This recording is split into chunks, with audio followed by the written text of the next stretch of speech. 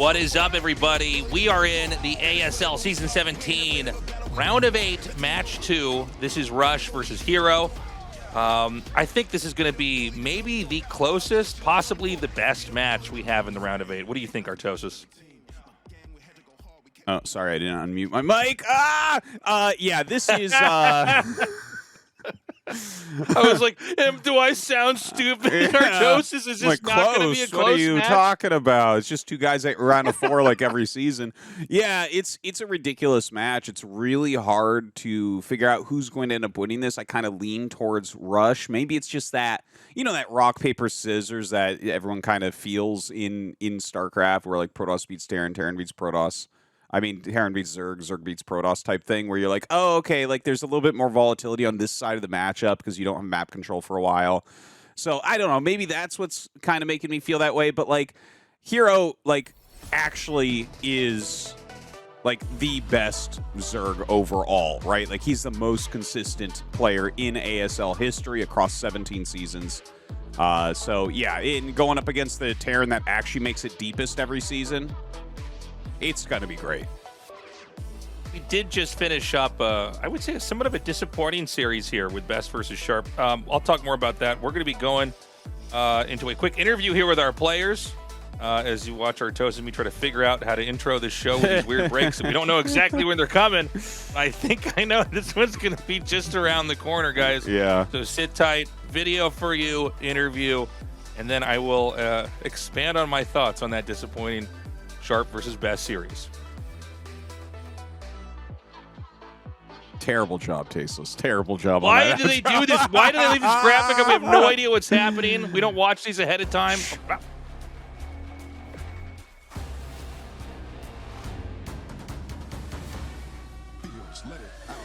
기록을 ASL에서 만들어 가고 있습니다. 웬만큼 흔들어가지고는 흔들리지도 않아요. 예, 시간이 있어 러시 플레이를 보여주면서 여기 부살라버리죠. 대단합니다, 러시 타이밍.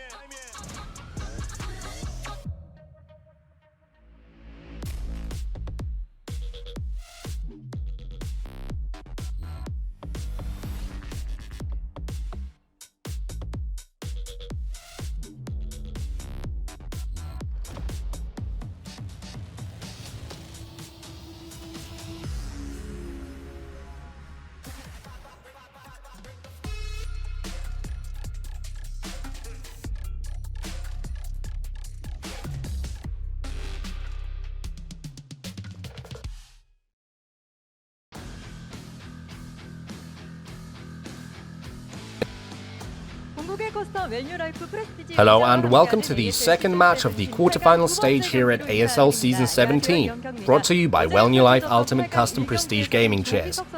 Defeating Best in yesterday's opening match of the Round of 8, Sharp moved on to the semi-finals, with his upcoming opponent being decided today in a revenge match of last season's Round of 8, which you're all waiting for. Let's have a chat with herO and herO. Hi guys. Up first, we have herO advancing in first place out of Group B.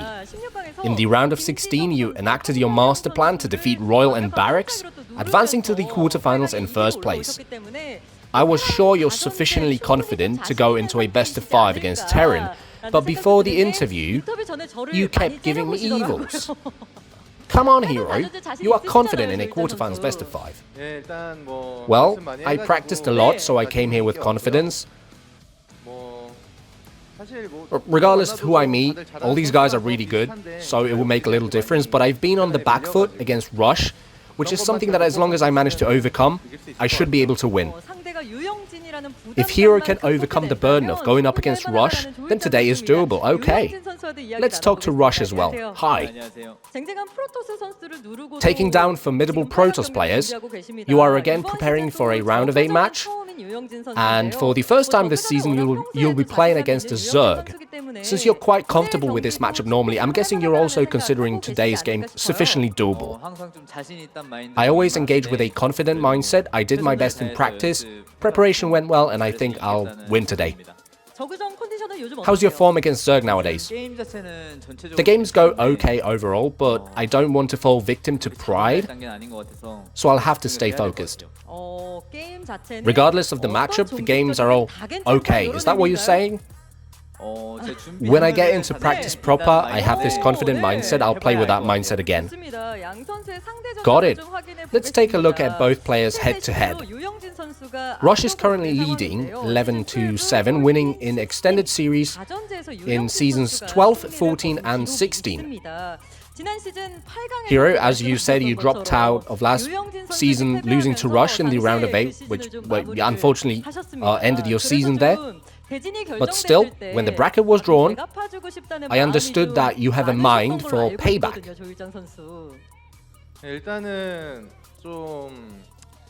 I have been losing to Rush a bunch in important matches, so I practice with diligence, knowing that I absolutely have to win today.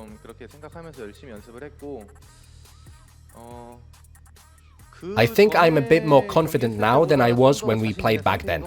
Oh, herO is saying he's more confident than he was when you guys met in the round of 8 last season. With you likewise saying you're getting confidence as you practice, you must be feeling particularly confident going up against herO today. Me? Yeah. When I'm overconfident, the results are never good, so I would rather say I'm just the right amount of confident. But when you saw herO in the bracket, what was your honest take on it? Honestly, it was a pick between 3 players and I wasn't smiling. I thought I would have to work hard. I wasn't that happy. Seems to me Rush is doing his best to stay in the right frame of mind. In all 3 extended series you guys played, Rush was picking the first map. But with herO advancing in first place, it is him who picked the opening map today. I think that privilege does play an important role in the overall master plan. I wonder what you guys think about that. herO? It seems the matches would start with me losing the first game, which was very straining mentally. So with me getting to pick the first map today, I think winning that game might be the key to closing things out confidently. Rush, you were not able to get the first map pick this time. Does this put you in a more burdensome situation than when you played herO in the past? That is correct. It's a very demanding map. The start itself is demanding, so herO must have been strict in his preparation. So for me, likewise, if I manage to take game one way or another, I should be able to win today. The 2 players have a history between them, but they also have an interesting history in the ASL. Looking at the overall point standings, Rush is 3rd, with herO right on his heels in 4th place, which paints a clear picture of just how much these guys have made it to the upper stages of the ASL. But even just leaving the story you've built between yourselves behind, winning today's match is ever so important for you to maintain this pride of being the higher ranked player in ASL. What's your take on this, herO? Honestly, I didn't think about that. More so than that, what's important is just playing today's games. What about you, Rush? Are you keeping this fact in mind? I'm the 3rd ranked player, but a 3rd ranked player with no championships, so I don't think of that as being significant. Just like herO, I just prepared for all the games today. Understood. Looking forward to seeing what games unfold between the 2 of you. Let's close things out with final resolutions from both players. herO?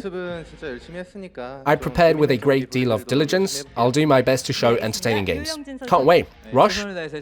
I did my best, so I'll do well and win. Great. Looking forward to good round of 8 games from you. Thanks for the interview. You're waiting for the start of the 2nd round of 8 match here at ASL Season 17 with Well New Life Ultimate Custom Prestige Gaming Chairs, as we wonder which one of our players will move on to face Sharp in the semi-finals. Let's start this bout between herO and Rush. Okay, now we get to the easy part of the show for us, Tastosis. You guys are here to figure out who's going to win this ASL, but you should also be wondering, will Tastosis survive the round of 8? That weird transition from that screen to the video to the translation. Anyways, guys, this is going to be a crazy best of 5 here. We've got maps starting out with Troy, Citadel, Neo, Dark Origin, Radeon, and Blitz. This is exciting. I can't wait to see what herO has planned, especially for Troy, since he chose that as like his first map. You know, I've seen a lot of Terran games on there where they like to go like 2-port Wraiths, so maybe that's what Rush is going to be trying to rely upon. Maybe herO has a strong counter against that, but I do think that first map's going to be important for herO. You know, there's a lot of maps that look kind of standard for the matchup in here. So, yeah, look at this, Tastosis. Like, dude, he gets around to 4 almost every time. It's crazy. It is wild, man. You're right. He is by far the most consistent ASL player. Every time we cast this guy, I always feel like he's going to win. And I mean, it makes sense because we've been here since the very start of ASL, and this guy has very often just gone almost all the way. Yeah, and you can see he's played against Rush, and look at that. He's lost against Rush in the round of 4 3 times and the round of 8 1 time. And then he lost against JYJ in Season 15 in the round of 4. That's crazy, man. So he's got actually... Oh, wait, no, I'm sorry. That was Larva up top. So, yeah, 3 times against Rush. But, yeah, that's pretty wild that those are his stats there. Like, it looks like Rush has had his numbers so far. Rush has some very good TVZ. Like, he's really, really good at the matchup. He knows what he's doing. He's extremely solid. And he mixes some stuff in, too. It's not like he's just a macro bot that plays SK Terran every game. Right. He's honestly, I have so much fun following his style of play. I really learn a lot whenever I watch Rush. Yeah. Him and Royal, I think I've taken the most from just about even StarCraft in general. They have a very unique take on the matchup here. It was Rush that we saw do that very odd build where he went armor first versus Zerg. I don't know if we're going to see that again. That was weird. That was super weird. It kind of showed up and then it went back away. So I'm curious if we're going to have that here. I don't think so. I've seen it 3 times now, and the last time he did it, I actually think it was against herO in the KCM Race Survivor. He was all killing the Zergs. He was up to like 4 kills, and he was doing anything he wanted at that point, and then he did the +1 armor rush and lost the game. And got eliminated from it. So it was like, so oh, okay, funny. You're just trolling at this point. I don't think it's a real build, Tastosis, but I want to learn if it is. Well, I wonder. Yeah, I mean, we'll see if he brings it out here again. I don't think he'd be bringing it out in some of these games if there wasn't at least some idea. Maybe the idea isn't the best, but, you know, maybe Marines get just enough sustain versus certain units in a certain situation. Yeah. You know, there was even a weird period in time where Protosses were going armor first instead of +1 attack first. Yeah. You know, versus Zerg. Try to fake the Zergs out.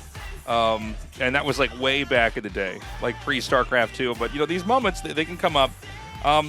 Yeah, this should be a fun match. I was saying earlier, this should be a pretty close one. I don't think anybody who's 100% certain of one player taking it, I think you're crazy. This is such a difficult one to call. It is, even though Rush has a big record against herO.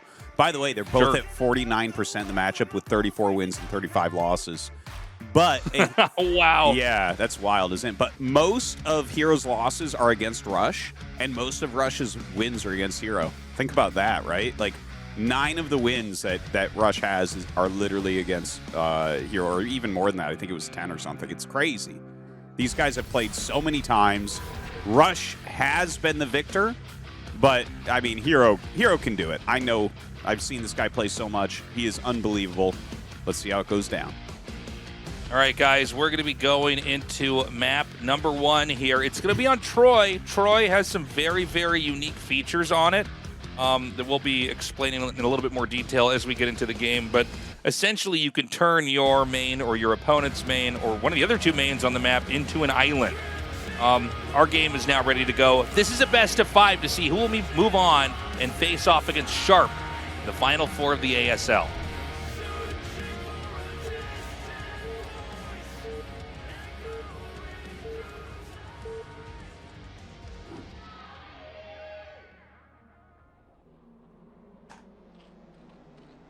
Okay, we've got herO here in the top right. And just south of him is Rush in the bottom right. As we always do at the start of an ASL cast, guys, we want to do a quick plug and get it out of the way so we can get into the games. If we haven't earned your support already, we hope to do it in this cast. Please consider going to patreon.com/ASL English and signing up for a year to help us continue on in our mission to keep the history of StarCraft, the very best and very first esport alive, forever. That's right. Thank you very much to everyone who has been supporting over time. Hey, Look at there that. it is. Just on time. ASL English. Perfect pictures Hey, it's of almost us. like us. You had to make my head a little bit bigger if you wanted to make it accurate. That's right. It Bring back should've- sparkle. Oh, man. Thank you very much, guys, for the support. We really do appreciate it. But yeah, this is going to be a fun one. And you see everyone in the audience already kind of having a good time there, waiting to see how this one will go down. Like, I really actually am hoping for a herO victory here. You know, we talk about who should have an ASL victory. You know, we've talked about Best a lot, kind of backing off from that after the last few seasons and seeing that he is a broken robot. But, like, you know, herO... Yeah. Even more than Snow, maybe, herO should have a victory, right? He made it to the finals and lost to Flash. He's been in the round of 4 more times than anyone, including Flash. He's such a solid, ridiculously good Zerg. Like, his highlight reel is unbelievable.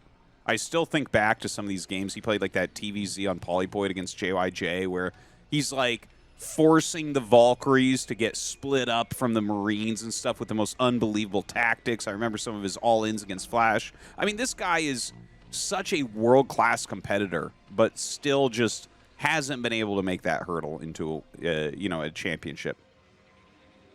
You know, it's funny. We had some shots of the audience, and it looks like it's a pretty light day in the studio. And I was just thinking to myself, it's kind of weird. This is herO versus Rush. Like, when I see these two guys going head-to-head, I get chills. Yeah. But then I also realized these guys don't have anywhere near the star power as either the old-school gods like Bisu or Jaedong or Flash, or some of the biggest streamers out there, like Rain or the other players that we've had, in the ASL.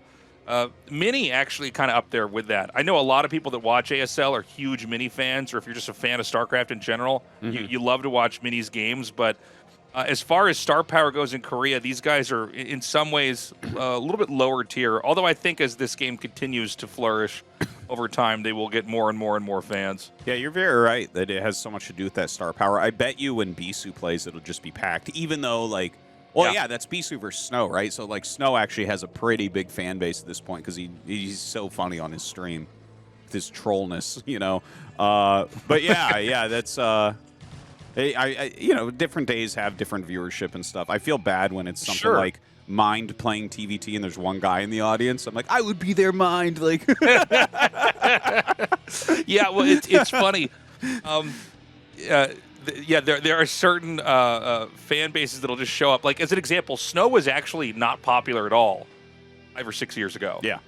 He had a very small stream, and he's actually built up a huge YouTube, as well as a pretty big multi-stream now. So, like, he's really grown. But, yeah, that's a perfect point. Like, Mind playing in TVT and, like, how empty the studio is. Some players definitely have more pull than others. But I think, it's undeniable. If you're a fan of competitive StarCraft, you got to be hyped about this match. I think this probably will be the craziest and best and closest of all the round of 4, or round of 8, excuse me. Well, already just kind of taking a look at what's going on here, they're both playing pretty normally. Like, we did have a pool first from herO, but he's going into 3 bases and locking out his top left immediately, and Rush just went for a semi-walled expansion here at the natural with the 2Rax Academy Rush. So everything is being played much more standard than we normally see on Troy. It's interesting to me when you see a normal game. Now, out of TVZ, like, I feel like, okay, that makes more sense than, like, for instance, when we see a Protoss not go 2-gate here. Real quick here, just because I know some of you guys know this map, but I know there's always new people that are trying to follow the game, and this might not be obvious. These Protoss assimilators that are obviously not owned by either player, it's a neutral building. When you destroy those, you can turn that location into an island. So those two spawning locations, the top left and the bottom left, you can turn that into an island, which makes it much, much harder for herO, or excuse me, Rush to attack into. He would have to drop it, which means there's only one location you can even attack in as Terran right now, and that's a high ground area with sunken colonies. So this is a little bit awkward for the Terran. Oh, hold on, he's going to go for it. That's I can't crazy. believe this. That I don't know about this. Actually might work. Yeah, well, he I targets mean, there's one no down. lanes. Dude, the Firebat's actually doing a very good job. The Lings are coming up to flank. Drones have to come out and sacrifice themselves. Oh my god, are we going to have this anticlimactic of a game, Tasteless, to start with? Oh, this is so funny. Okay, so real quick here, guys. It makes almost no sense to do this because there's a chance to miss shooting up onto the high ground. But the truth is that herO might have been a little bit overly confident in what he could get away with. And so the Firebat, you know, is still alive. There's Marines streamlining up here. One Firebat controlled well. Oh, I guess he loses it. But one Firebat controlled well can take out so many Zerglings, even 2 Marines. I mean, you can really control this and eke out so much extra damage. Yeah, I think the whole idea there was he used a move command to get onto the high ground, so he ate like 6 sunken shots right away. But if you have Firebats, they take 3 shots to kill. So if you kind of lead with those, and they don't, you know, you want the Marines actually to deal the damage. So, like, I guess well executed there by Rush, but, you know, kind of an anticlimactic game. I was really hoping we'd get into like a crazy big macro game, and already we're in this position where herO is absolutely behind. You know, like this is an incredibly tough spot. He's probably going to lose that hatchery, and trying to save it, he'll probably lose a bunch of mutas too. Yeah, well, you know, he might even lose this game, too. Yeah. Keep in mind, the Terran could just kill the gas geysers and lock him in his base, and it's going to be Zerg on an island map, while Terran could just go everywhere. The hatchery goes down. The mutas basically have to fight this off. And I think he does have enough mutas. He can clean this up, although it's going to be one of these just barely moments. But I think many would argue this game's already over. I mean, how exactly do you recover? It is as terrible as can be. Like that's a position that you almost never see Zergs come back from. Well, it's also a situation that never really happens to Zergs. I mean, guys, think of all the competitive StarCraft games you've seen. How often have you seen a bunch of Marines just run up and, in you know, the beginnings of the mid game, just kill the sunken colonies and win the fight? Yeah. So you were just talking about, like, I was actually going to make the statement that this is a really awkward spot because there's no good spot to attack into, because those sunks are on the high ground, and a smart player wouldn't do that. But herO was cutting a couple corners there. He didn't have quite enough Lings to back up the sunks. His other Zerglings were on the left side of the map, so they were pretty far away. And Rush, in kind of a bold move, called the bluff of herO. Said, okay, well, I think you're actually going to make a couple more drones than you normally would because you think it would be foolish of me to expand there. And that's exactly what happened. And so he gets up there, he gets the kill, and from here it should be a pretty easy game for Rush. If anybody could come back and win this, it would be herO, but this is tough because he has to reclaim that hatchery. He then has to spread the creep. He has to make the creep colonies and then make the sunken colonies, or get lurkers. But the truth is, Zergs are never safe on a natural base unless they have at least a couple sunken colonies with the lurkers. Although there is the chance that Rush overextends and gets a little bit too eager here. If that happens, he could lose these Marines. But it seems like right now he thinks he has the right number. Well, he's just trying to keep that pressure on. You can see that herO's immediately making 2 sunks up there because he is afraid of this attack coming in. And, you know, he can maybe hold it with the mutas, but if you miss micro at all, it's going to be very tough. So, you know, he's getting that additional defense. So just by this walkout, he's causing drones to be lost here for herO. But, you know, herO, he does have that top left base. Like, if he hadn't taken that, the game would have been over. As is, right. We're looking at this, and it's like, okay, the game probably is just going to go to Rush. But herO has remade his drones. He has an okay economy. He has a good amount of mutas.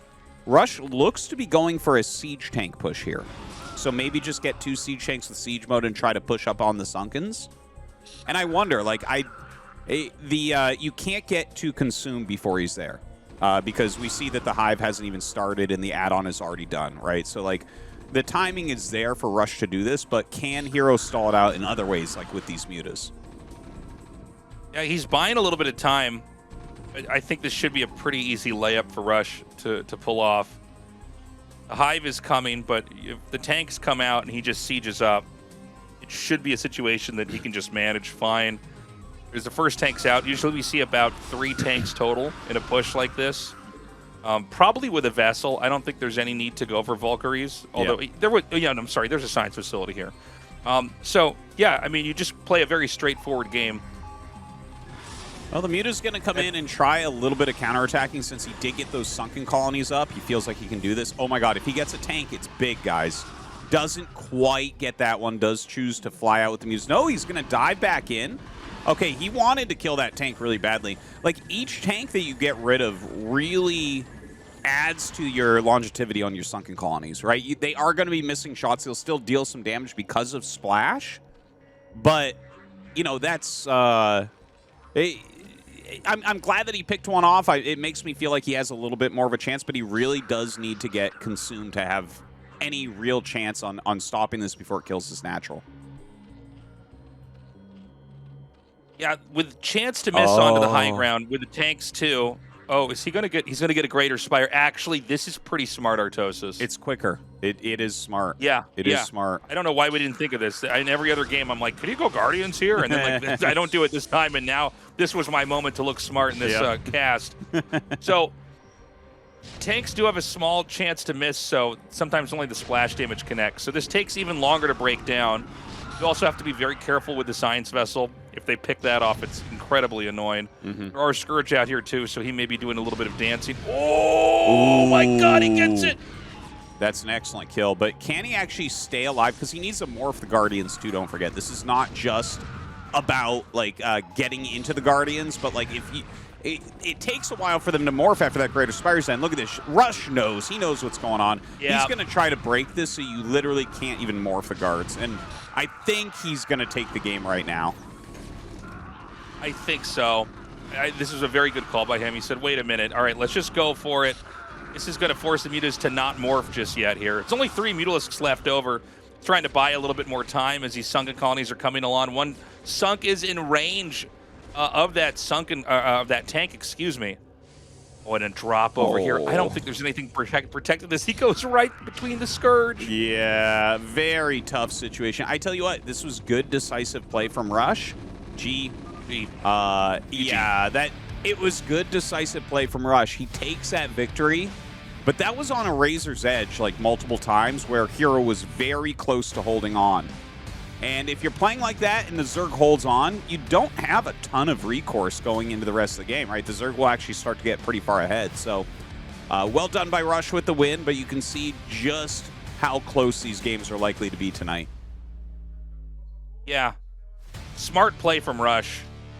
Just coming in there, cracking open that entrance. I think herO put up a good fight, and I think the Guardians were a really smart move, looking back on that. But herO really realized, we've seen this in a couple of the last ASLs. We saw this with Protoss trying to push up Zerg ramps on one of our other maps. Like, the name is suddenly escaping me, but this seems to work more at the highest levels because people are so good at the balancing act and so good at cutting corners. Moves like this that don't make sense. Or like, see a drone's just now hatching there. It's only 3 sunken colonies. The other lings, see how far away they are? They're coming here from the left side. You just kind of get in there and punish. And the funny thing is, if this was like a low-rank player, or let me put it like this, if this was just a normal high-rank player on ladder, this would never work, is what I'm trying to say. They actually just showed as well, his worker count is 7 or 8 SCVs fewer than it should be right now. So he actually, to get this many Marines out for this little timing attack, like, he definitely was skipping SCVs in there. If that had not worked, he would have been dead. Like, literally dead. You need to have 30 SCVs plus when you start your missile turrets. And he would have been at, like, 23. So that's kind of wild. I hadn't realized that that's how he had made that rush so strong.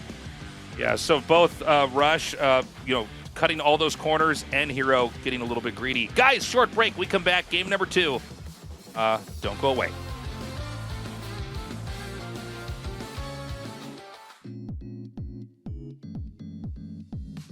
불 좀 켜줄래? 내 의자 좀 보게.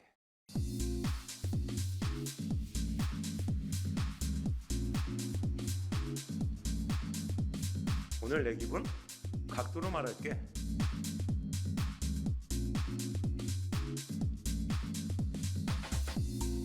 이 바퀴 내 무게가 다 담아질까?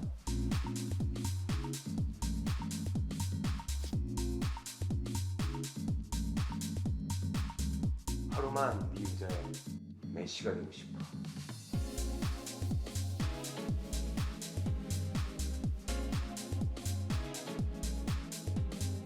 알고 싶어 너의 커스텀 값.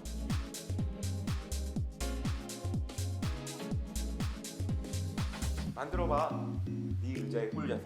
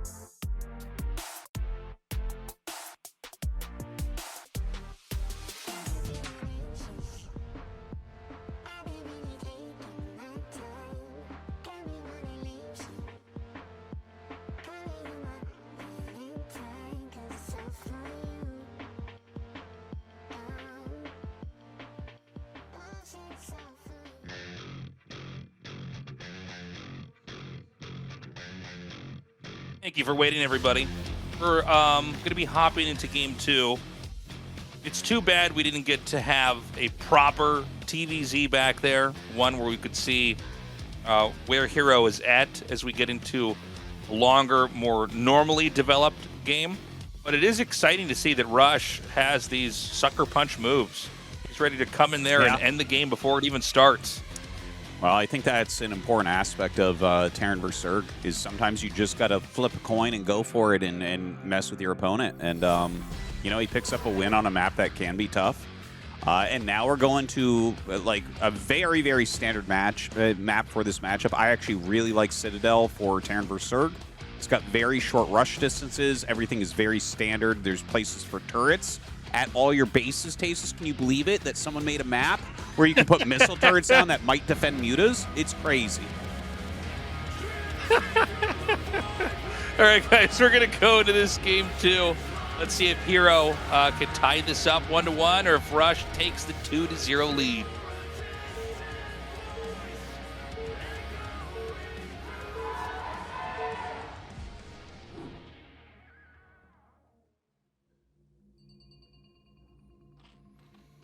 Okay, we've got herO in the top left and Rush in the top right. Yeah. So, you know, the natural does point towards herO, so that could help out with some Mutalisk harassment. But we'll see how they actually end up opening. But yeah, Citadel is, like, pretty standard overall, right? There's no real high ground except little tiny strips of it on the double ramps. I don't know. I like Citadel so far. How about you, Tasteless? It's a good map. Yeah? It's a map that, in this case, has fairly ordinary structure, but it also has a cool theme in that there's, like you were saying, basically no high ground except for these, like, short rolling high ground, low ground ramps, which I think is pretty cool. So I welcome this map. Yeah. So, you know, I hope that herO doesn't, you know, take too much Dude, that was off the cuff right there. That guy knows. He's like, you know what? I got to do something on camera. This is my moment. Bumped into that guy. Oh, yeah? He was ready. He was. I bumped into that guy in Seoul. He's a Patreon supporter. Oh, nice. You're at a bar. I bought him a shot. So there is evidence if you find me somewhere in Seoul and you're a Patreon supporter, or I guess now that I think about it, and you're just willing to lie to me, even I will buy you a shot at a bar. Yeah.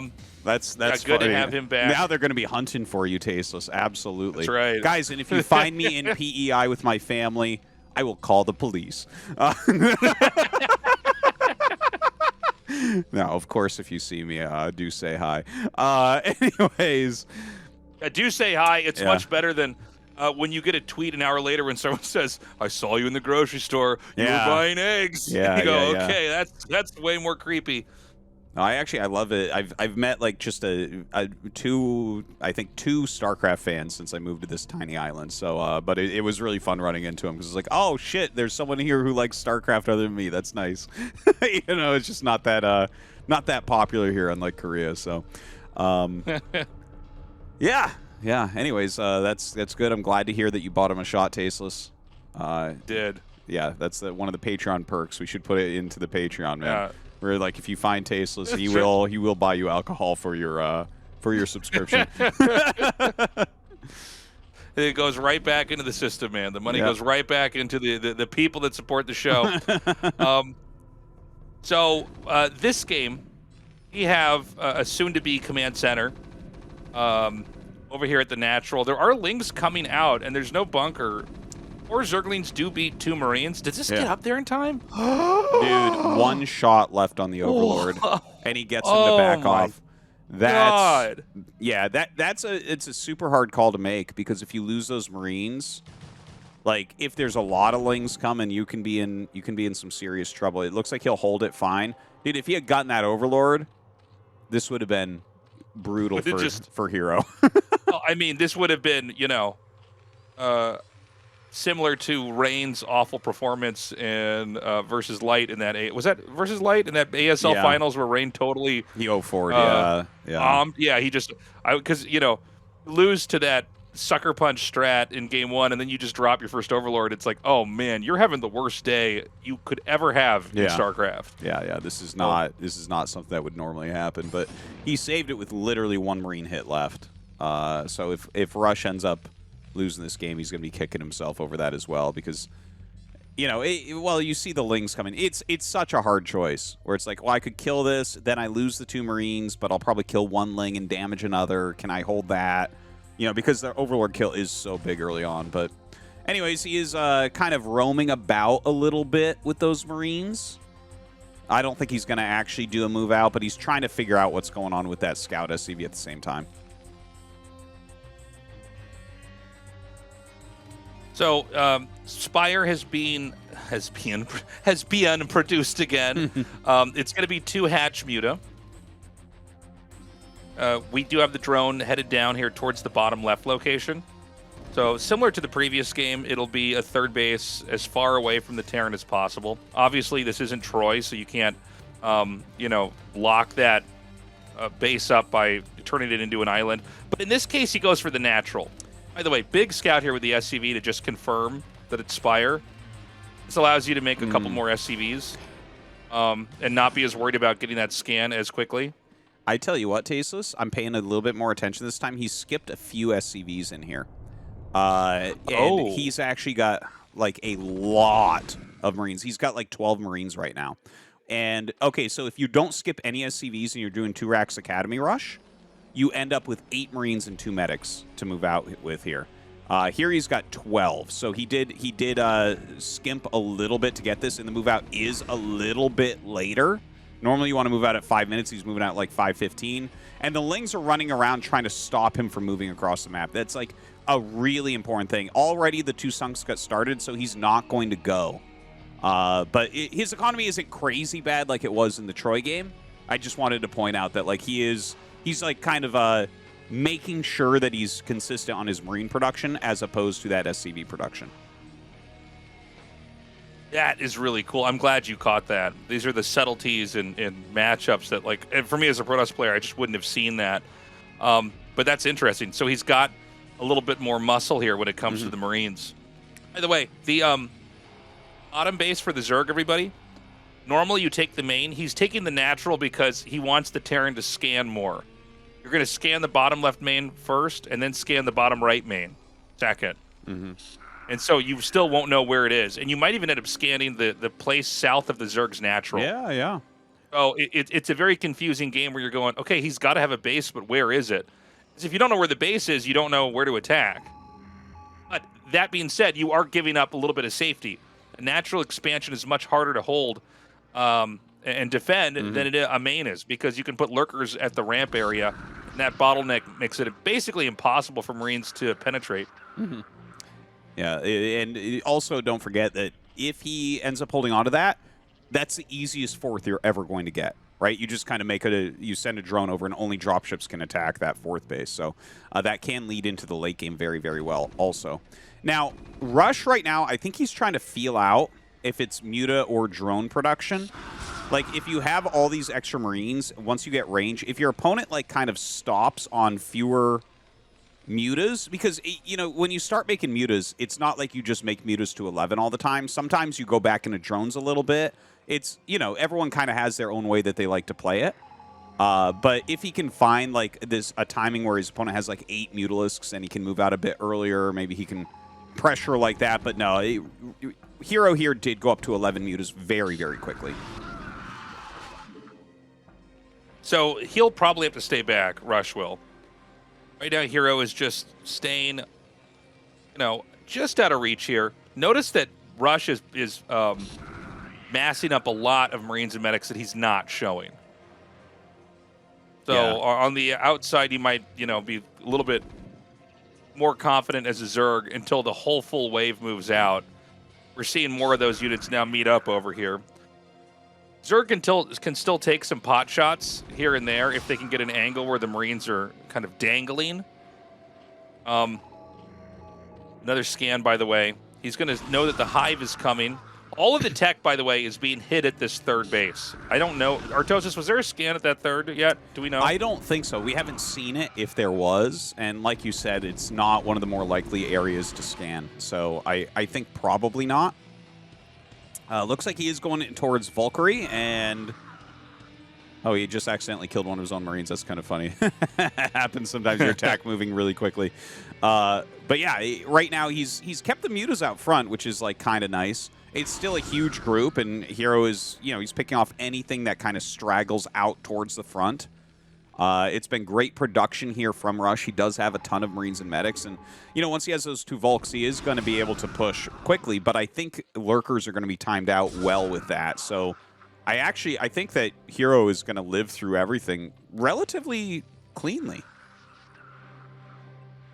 Yeah, this is the game that I was hoping we'd have in game 1, because both sides are developing pretty evenly.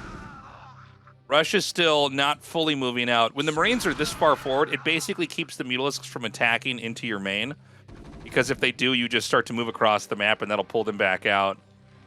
Really good control here by Rush. This is actually a lot harder than it looks to move the Marines and medics across the map. And you got to be careful when the mutas come into vision range, because they will start picking off units that are not clumped up together in lines. 2 lurkers get finished before he gets there, so he kind of missed the timing. He actually technically has enough to kill that if he engages it just right. Should morph eggs in front. We should see those Hydras kind of move up in front. Yeah, there you go. That's the type of move that you need to do here, where it's going to screw up the AI of Marines attacking in. So Rush is going to pull back, it looks like. And look at that, another Valkyrie. This is the type of situation where when you see the lurkers, you're like, ugh. What am I going to do with these anti-air units? Like, you really kind of need to get vessels out for irradiates and everything. I'm not sure. I think, like, he might start... Oh, God, he's starting a second science...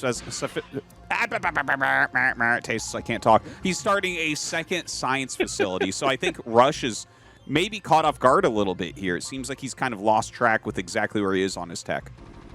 Oh, there was a second science facility? That's such a waste. And he's not making vessels. Like, I think he thinks that he didn't make it, because normally, like, you will get it, like, a little bit later in certain situations. See, he has 2. And it's not because he wants to go ghosts and battle cruisers at the same time. Terran is going to move down to the south. What's actually here? Oh my God, it's 4 lurkers stacked. That's a new record, herTosis. That's a lot. I've seen players go up to 3. 4 is insane. Now, here's the thing. You expect there to be at least 2 lurkers, but 4? I mean, Rush might think he can actually take this. Yeah, I'd try it. I'd attack that. Yeah. Oh, no. Here we go. And then other lurkers come up. I almost feel like he should have kept that back for a little bit. Try to bait him into it a little bit harder. Yeah. Yeah, you do have to sometimes be careful with that, but no, with 4, you're shredding everything. Unless he has Defense Matrix Fire Bats, you're good. And obviously, the Vessels are super, super late this game. Now, he does have that Vessel production coming up. He still has these Volks and definitely needs to try to hunt down those Mutas. The one thing I want to say is that I really like from herO, we saw that line of Lurkers and Scourge that he kind of kept in his main base. He's really looking for anti-drop because one of the good things that you can do when you have all these Volks is fly across with dropships as well, like kind of clear a path and get a big drop-off into the main base. Oh, and yeah. He's very that's a good specifically point. looking for that. See how his Mutas are moving kind of up in that area? He's got Scourge in that area. He's looking because he's like, you know, I feel like I'm getting ahead. This is what could kill me. Oh, the Vessels are exposed. He is going to get them safely. You got to be careful and not leave, stray stuff in the middle of the map because that's what the Mutas will go for. They will come in there and try to assassinate anything that's not protected by the bigger group. He should have Irradiate, right? I would love to see some Irradiates on these Mutalisks. Looks like he's getting it still now. Upgrading. Yeah, it's certainly a bit late. His economy is probably slightly off anyways from the weirdness of making 2 science facilities and everything. And it's funny because he starts Irradiate on the first one, so he definitely knows now because he was waiting for the second one to make the Vessels. But he's taken a third base in that very forward position. Rush, he's macroing well. He's getting his units out on the map. I tell you, I think that this position is a bit better for herO. It's definitely like a lot of play on both sides, but herO's taking that 4th base super easily. He hasn't had to have any scuffles. He still has a ton of Mutas and Scourge. He's got Lurkers in his main. He's got Defilers. All he really has to do here is block these drops and get into his Ultralisks, and he already started the Cavern. So like this does look really good for herO. He's playing beautifully. Yeah, I almost feel like, herO's playing into this too much here. Some Irradiates are going to come down. He does have 1 Irradiate on top of the stacked Lurkers. I assume there's probably still 4 over there. But any Irradiates he can get is going to be ideal. And look at this. Look at this one on the Defiler. Yeah, he's going to... Oh, really good play here. But there's a lot of units trying to make sure that these drops can't do anything. He's going to drop outside of those Dark Storms. That was excellent play with his air units. But herO just has to hold this, basically. Like, this is the moment where Rush can say, no, I'm still ahead. Well, if he brings these Lurkers back, can he bust the entrance down, too? Well, he's trying, it looks like. Here, it sounds like he's trying, but yeah, we still have stacked Lurkers there. Oh, he has enough. He can break that. Hey, he can get in there. Yeah. And look at that. The Volks just absorbing they're doing their job. Yeah, they are. Yeah. I think Rush can win this. The Mutas haven't been pulled. You got to keep in mind, Lurkers aren't coming out that fast here. Also, the Nidus Canal, you can use that to let the Defiler escape from the Irradiate. There's this whole mini-game Zerg can do where they'll just run it through there right before you can click Irradiate. Then they'll pop back out Dark Swarm or Plague. And I think early, herO's going to survive this. This is wild. herO is doing such a good job. The fact that he saved that hatchery, he only lost like a few drones there, doesn't really matter that much. There's a lot of patrolling going on by Rush while he looks for more spots. He's bringing 4 dropships down. In the meantime, he is getting battle cruisers ready as well, which I love to see.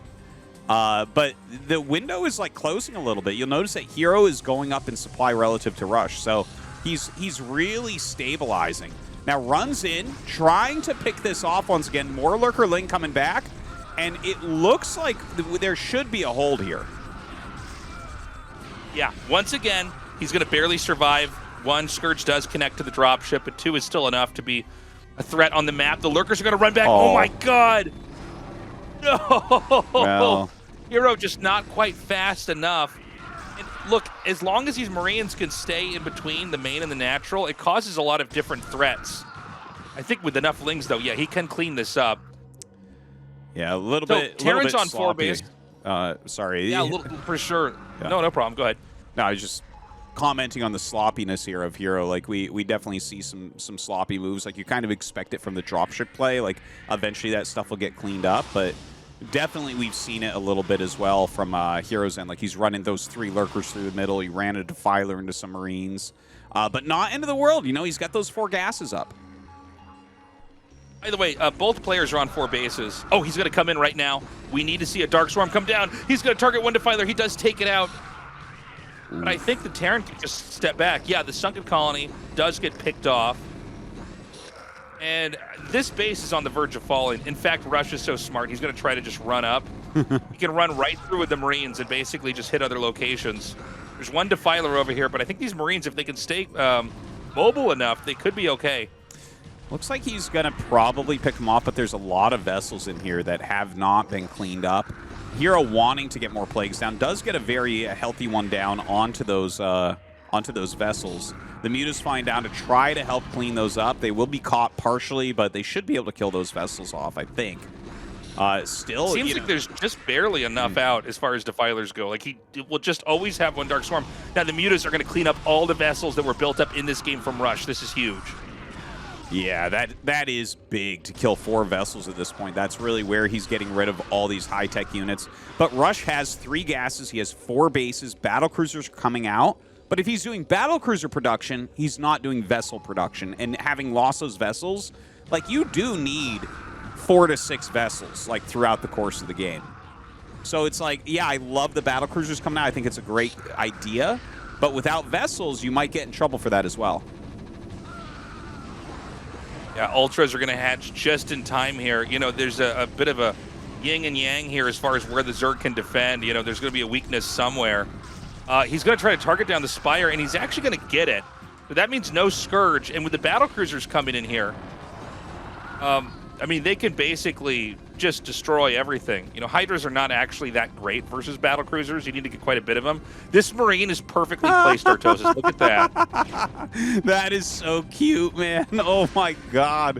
Whenever I'm about Did you to... know you could do that? Yeah. Like, I've I never had no seen idea. that in a Zerg base, but every time I'm about to die to Ultras, I put all my Marines in between my barracks like that, and they can't hit them, and I get angry. But, yeah, that's...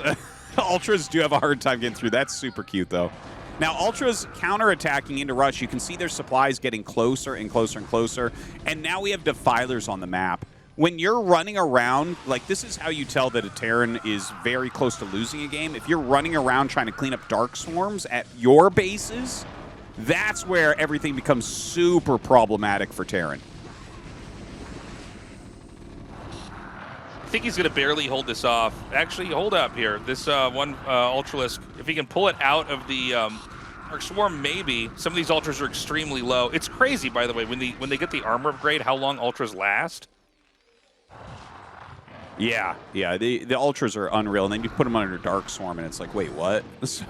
you can't really do much against them, and they can definitely make expansions lift pretty quickly.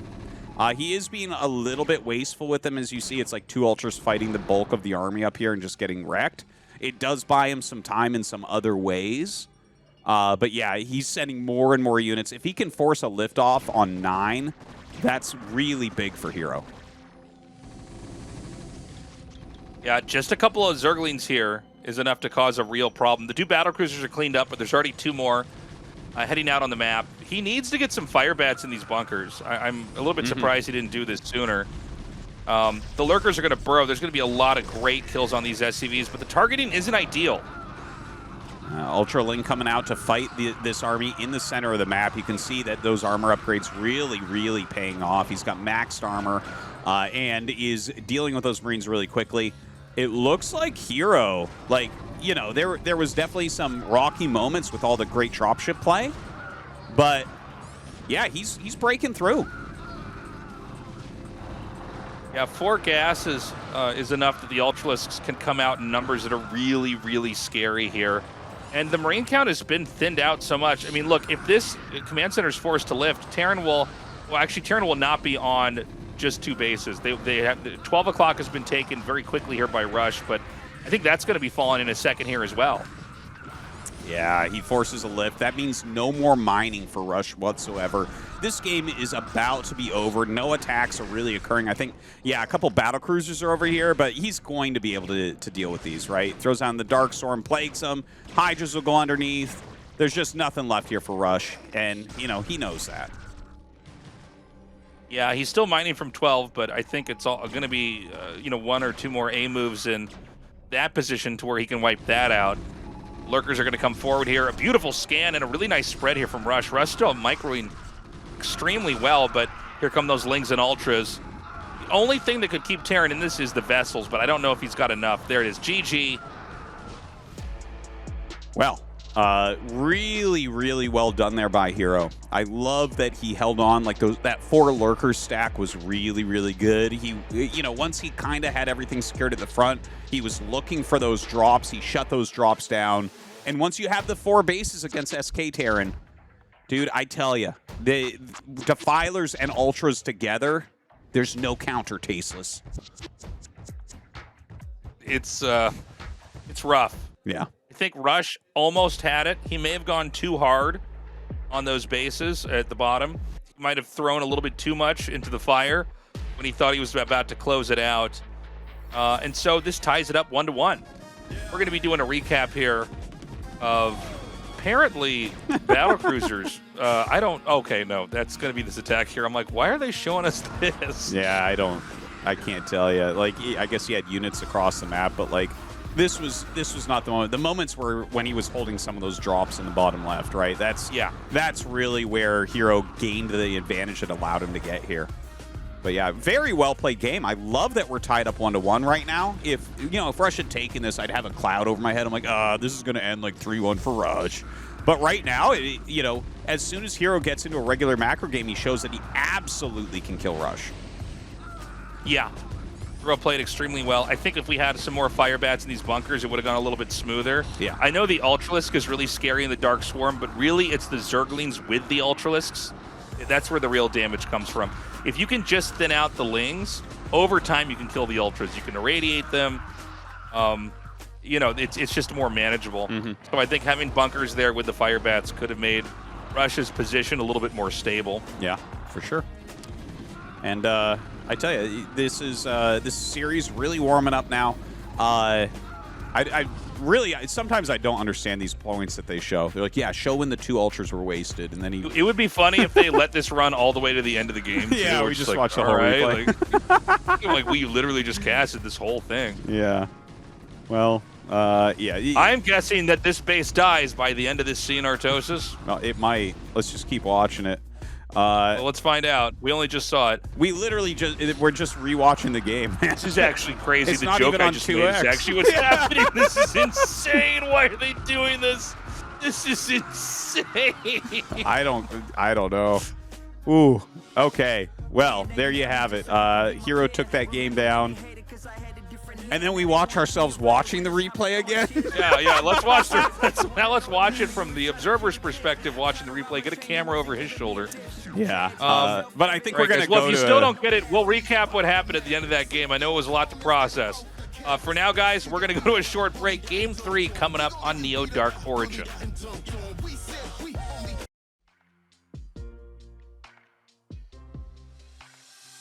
불 좀 켜줄래? 내 의자 좀 보게.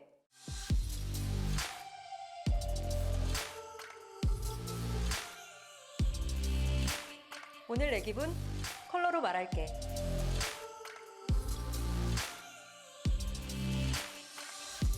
이 의자, 내 아름다움이 다 담아질까?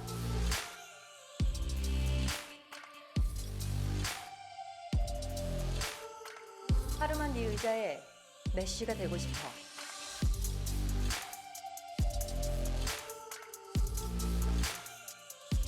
알고 싶어.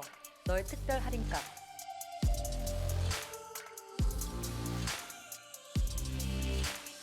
만들어봐. 네 의자에 꿀자세.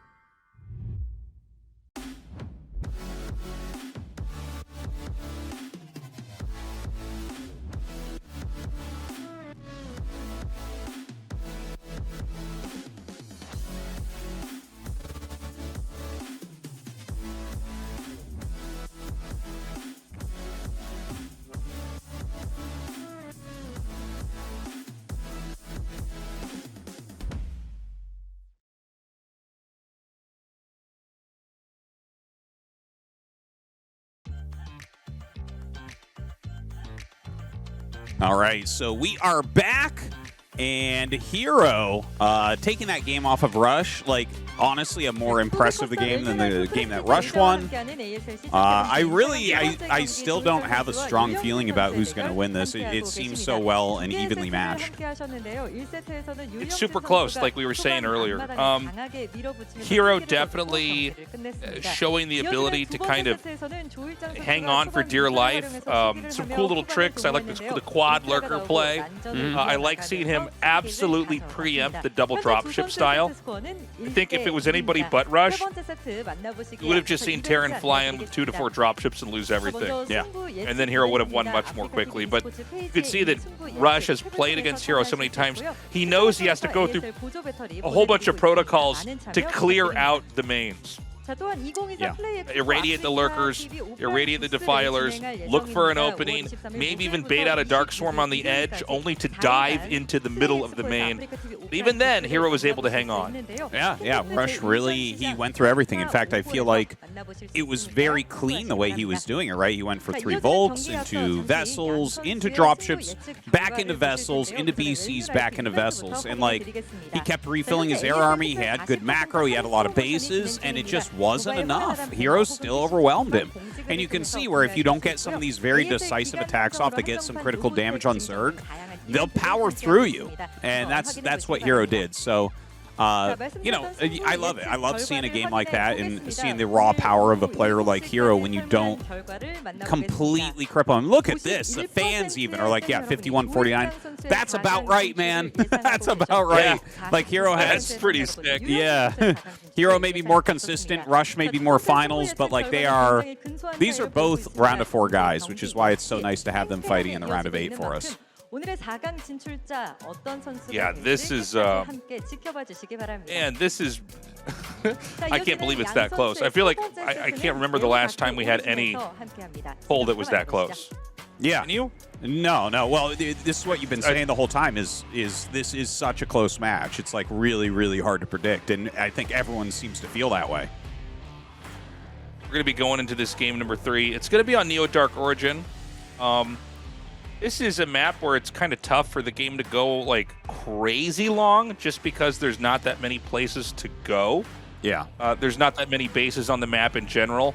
Center control is important. I think in other matchups it's even more important than it is in this matchup. But regardless, it's hard to traverse those bridges, whether you're leaving them to go into the middle of the map or you're entering onto your opponent's side of the map through their bridges.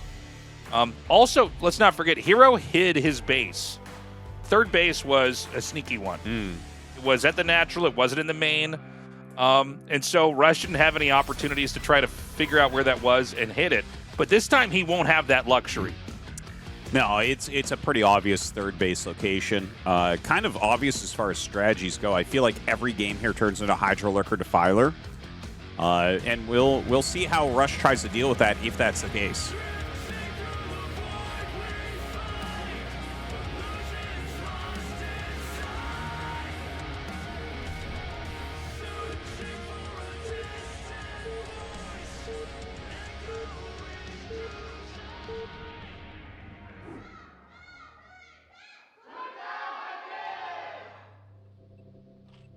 Okay, herO in the top, Rush in the bottom.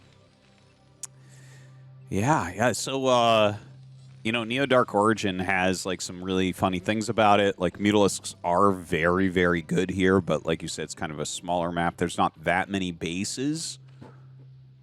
I don't know. I've seen a lot of technical openings here, but I've seen a lot of standard games too. You know, like I can see arguments for both. Like a technical opening from Terran kind of makes sense because the shape of the map is hard to deal with. And then, you know, you have the possibility of playing a more standard game just because there's not that many bases for Zerg to take. Like, where does Zerg take a fourth? It kind of has to be in a corner, and that's so split from the other bases. It feels like you should be able to kill something with 3 different attack points, you know? Yeah, totally. I actually thought we might have a barracks on 8 on this map. Is that not as good? I feel like we've seen that a couple times before. Well, it is good. A few things to mention. Like, first off, barracks on 8 is generally best on 4-player maps because horizontal and vertical spawns are closer to each other. Whereas anytime you have a 2-player map or a 3-player map, the positions are, it's closer to like playing against cross spawn, right? So it's just like a longer distance. Right. Also, when they want to scout you, they will. So they can just send a drone across and see what you're doing and like harass your SCV or something, right? And then it really weakens your rush overall. So yeah, I mean, I like 8 racks on the map. I think it's good. 8 racks is never bad, truly. It's a great build. But I kind of get why he's skipping that out here. I think he will utilize that in one of the 2 remaining maps here today, though, for sure. herO's about to throw his hatchery down here. He did go for early pool. I would easily preempt any kind of weird rushes that are coming out here. And so it's going to be a little bit of a slow start.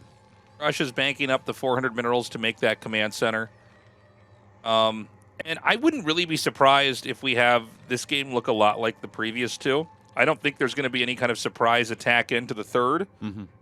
But a quick question for you, Tastosis. Yeah. Where exactly do you want your 3rd to be? Do you want it to be in the top right or bottom left? Is that really the only 2 logical spots as Zerg? No, most Zergs will actually take that pocketed 3rd that Protoss and Terran players take. That's like the most common one. And you just defend the bridges and you defend the bottom of the ramp. That's by far most common. But if you're playing an aggressive game, you can take bottom left or top right. Like, for instance, if you're doing like Mutalisk into Guardian Rush, right? You'd take one of those other bases more likely because they're just kind of like turtled up and like better for rallying, that type of thing. So it has more to do, I would say, with what your actual overall strategy is. If you want to play like a more standard game, you take the base that looks super wide open, and otherwise you'll take a corner base. But the corner bases are base number 4, right? Like in a standard game, right, you'll probably take top right as your 4th. And try to defend that via Nidus in the high ground ramp.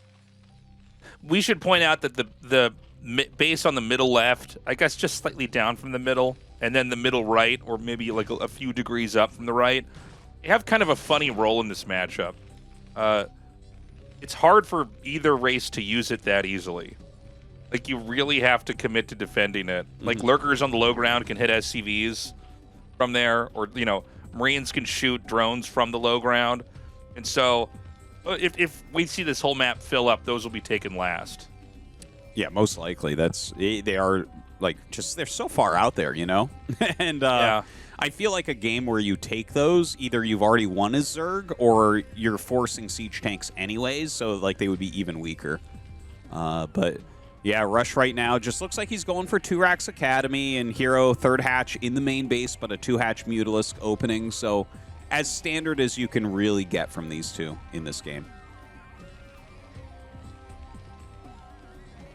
So we're going to probably just have that mute attack like we always have. Excuse me. Just trying to put the pressure onto the Terran, trying to get him to turret up as much as possible. Like Tastosis was saying earlier, this natural expansion for the Terran, like, it's pretty good for Mutalisks to hit into. There's just a lot of angles you have to cover. So even forcing out those turrets is really good. And I guess with the 3rd hatchery being inside the main, I can't really blame herO for doing that. This may have been premeditated, like, before the entire series started.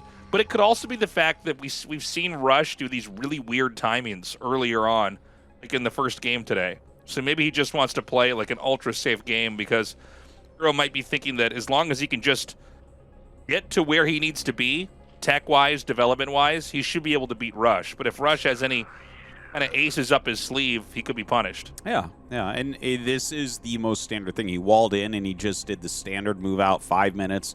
He had 7 Marines and 2 medics, left 1 Marine at home because of Zergling counterattacks. Look at this. He's going into 3 barracks. Yeah, this is like literally the most standard thing Terran can do and the most standard thing Zerg can do. This, like, if you play on the ladder, this is almost every game right here. Yeah.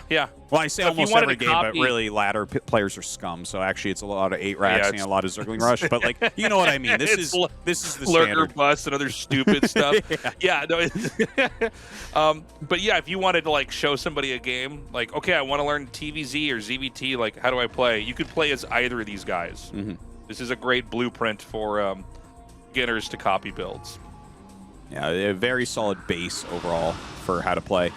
Some well-placed turrets there. We'll chase those mutas out. They're going to check. Ooh. Well, that's kind of annoying. Going to slow that turret down a bit, like 99%. The Bioforce in the middle looks like it wants to move out. Like, it'll force the Mutas back a little bit, but it shouldn't go too far. Like, between two Sunkens and Mutas, you can't really do too much about that. Or with that, rather. Factory's about halfway done. After that, we're going to have the Starport or the Vessels, although we are seeing Valkyries be pretty popular here. Zerg doesn't have a third base yet. That will come, but this style of play basically allows a Zerg to focus more on macro and getting ready to take a fight in the middle.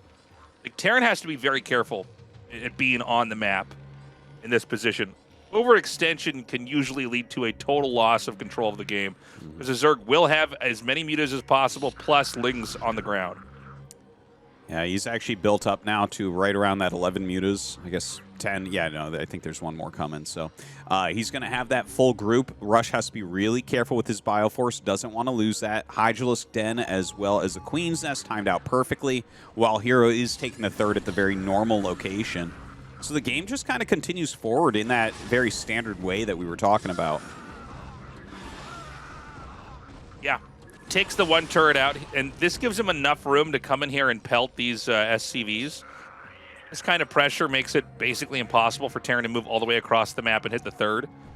The mutas are going to back up. We don't have Lurker Tech out now, so there is this... The threat is real, the pressure is real, but there's also not the stability in defense for Zerg. You know, once you have a couple Lurkers at a base, once you have the Sunks up, you feel okay. Mm-hmm. And so really all herO can try to do is rely on that little opening down here, right there where he hits that SCV, and really force Rush to respect the threats that herO can create. Mm-hmm. It's fourth barracks on the way here for Rush while he techs up into his Science Vessels. I'm almost certain it's going to be Science Vessels, not Volks this time, but I didn't see the Science Facility. I didn't see the armor yet, so not 100% sure on that. But I really think herO's going to go into the Hydra Lurker Defiler from here. Like, I can't imagine what else he would be able to play, because you can't just sit entrenched on this map, right? You have to move around a little bit more, so it kind of makes sense to go for that. Now, Rush does have his group out across the bridges, which is kind of nice. Threatens that counterattack a little bit more, but herO doing such a good job dogging this army, just whittling it down over time. Yeah, it is brutal. I don't think the Terran can do much until we see what spawns from the Stargates here. The scan reveals the 3 Hydralisks coming down. In fact, there's already 3 Lurker eggs down there, so he's going to have up to 6 6 Lurkers in a second. And I got to say, herO just plays. He's got such a clean game. I feel like only him and Sulky can play this well. Yeah, I get that same type of feeling where I'm like, more Zerg should do this. It takes a lot of practice to be able to do it. Ooh, hold position, Lurker. Oh, those are my hold God. position. Oh my God. Does Rush not know? I don't know if Rush knows. He might have just been aggro there and not realized it. I can't believe this is such a Hamburglar move. He just like takes damage and just burrows him right there and just hopes it. Rush didn't see it. Yeah. I don't know that Rush did. He might not have. So crazy. Oh my God. I am so happy at the game that we're seeing right now, Tastosis. I just want to see Hydralisk speed finish, so I know that it's going to be what I was thinking, because this is what I lose to every time on this map. He's Hydra Lurker Defiler going for the same type of strategy that Rush is going. It's like it's great to mix this in, because we've had some different, really interesting ideas from both players so far. But to get into this super mega standard game, who's going to be able to win that? I feel like that's a big test of skill. So, as we always talk about with this map, it's hard to break over the bridge. Just a couple well-placed Lurkers, and it's completely going to obliterate the Marines if they try to come across. Good interception here of the reinforcements. No medics and a small number of Marines. He cuts that off perfectly. Now the Marines come up. 3 more Lurkers edge in. He wants to try to come up here onto the side. He is going to break this open. Could he? Okay, he's actually going to try to force the fight. Oh my God, 1 vessel goes down. This is going horribly here for Rush. Yeah, he's going to end up losing everything, including that other vessel. That is a prime target right there. He did kill a few Lurkers. At the beginning, it kind of looked okay, but herO just had enough. It's not like he was just purely droning. He had plenty of units, brought them down, held that off, killed all those medics, all those Marines, and suddenly Rush is down 24 supply. Dude, he looks dead to me. You know, it's crazy. He gets just like barely enough lurkers to defend, and he hides the rest of the lurkers off screen. So when Terran comes in and commits, because the Medic Marine army is so glass cannony, Terran ends up losing way more once he's pushed back. And from there, you know, you can see it's a full-on counter. He's going to have a Dark Swarm and be right over here at the natural. This could be GG. Yeah, it looks like it to me. As soon as you get Dark Storm in the natural, Terran win rate goes down to like 2% or something. It's wild. And there is that Dark Storm. He's going to get a secondary one. Already lost a couple vessels. It's too many lurkers to break with fire bats. There's just not a winning move here. GG. GG. Beautifully done. And Rush really beaten up by that last game. I mean, we saw this in Game 2 and Game 3, and it is subtle. I mean, we'll see what the highlights of the game are going to be. We've had some surprises with that already today, but the fact that he just puts enough that if Terran controlled perfectly, he could break in, and then as Terrans break in and 4 more lurkers step into the scene. It's very deliberate. I think you see a lot of other players just burrow all their lurkers and say, come at me, and Terrans go, I don't think so, man. But what herO's doing is he's creating the imagery vulnerability. And so when Terran comes in, once the Zerg reaffirms their position, Terran's already lost like half the army. So here's that moment. So there are a lot of lurkers to the left-hand side of the screen. He's looking, he scans. Now there's more lurker eggs coming up. He hasn't moved them. He's making it look like he's being a little bit sloppy, like maybe he'll let him in. And then he knows at that moment, okay, he's going to come in right here. Another lurker can come in. And then another lurker, and it's like, okay, you just don't have enough now. Absolutely. Now, I think Rush probably should have played a little bit more cautiously. It does feel like it's one of those maps where Terran doesn't have, you know, a place to go for the timing attack, but I think that's when you just don't do it. You feign pressure and expand and 100% to the next part of the game, you know? Yeah, yeah. You say you don't know TVZ, but that's exactly it. That's what he should have done. He should have feigned the pressure, backed up, expanded. Anyways, we are going to go to a quick commercial break. When we come back, match point for herO in game number 4.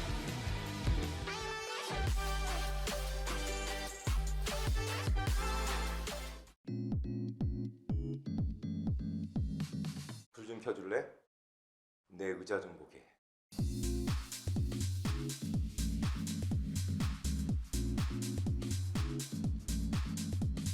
오늘 내 기분? 각도로 말할게.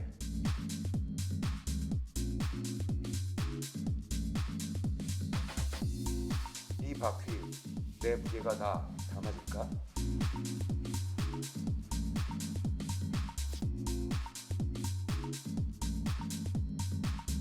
하루만 네 의자에 메시가 되고 싶어.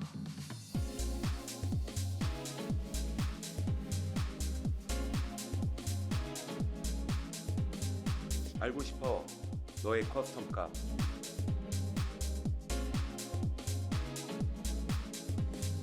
만들어봐 네 의자에 꿀 잡혀.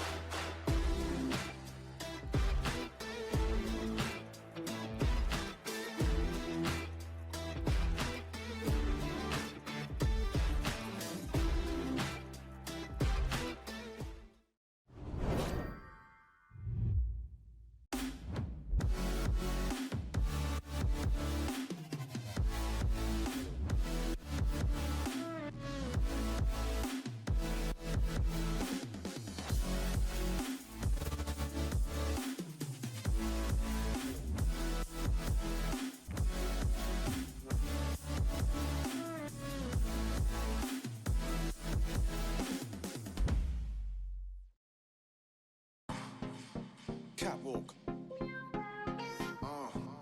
The catwalk. Destroy your stuff on the catwalk. Do your thing, show your bling, make it look good on a catwalk. Destroy your stuff on the catwalk. Do your thing, show your bling, make it look good on a catwalk. On the catwalk, like the way I feel in my gums, make it look good. I don't need no charms. They like this attack, cause it looks fire. I'm calm, I got everybody ringing the alarm. Ringing the alarm. Take one step, they all get a sore neck. Dripping in heat from my head to my crep. Dripping in heat from my head to my head to my crep. Now she wanna strip me down. CK, I'm a boxer, she get a beat down. Lingerie haunting me, she wanna bounce on the real OG. Never see him around. In it for thrills, in it for the clowns. She wanna be. Welcome back, everybody. It is time to go to Game 4. herO looking just so scary, just so untouchable. Unless Rush can do something sneaky and get the upper hand. I do think Rush got a little bit too ambitious there. He kind of played into our whole narrative of the map, is that it is hard to cross those bridges. You have to be careful. Yeah. What do you think, Tastosis? Should Rush do something weird and cheesy? He might I feel like need he's to. a little bit less cheesy. Like, he's not the kind of guy that goes 2-port Wraith or like does something weird with Vultures early or goes for the Goliath build. He doesn't seem to go for what looks like SK Terran, only to hard lock out of it and lift up all of his barracks and go mass factory. Yeah. You know, I think he does have to get a bit more technical, maybe a bit more aggressive and cheesy. It's just herO is so good at the standard play. And we're going into Radion, which is a rush pick and a pretty standard map overall. All right, we're just going to get into it. Here we go, game number 4.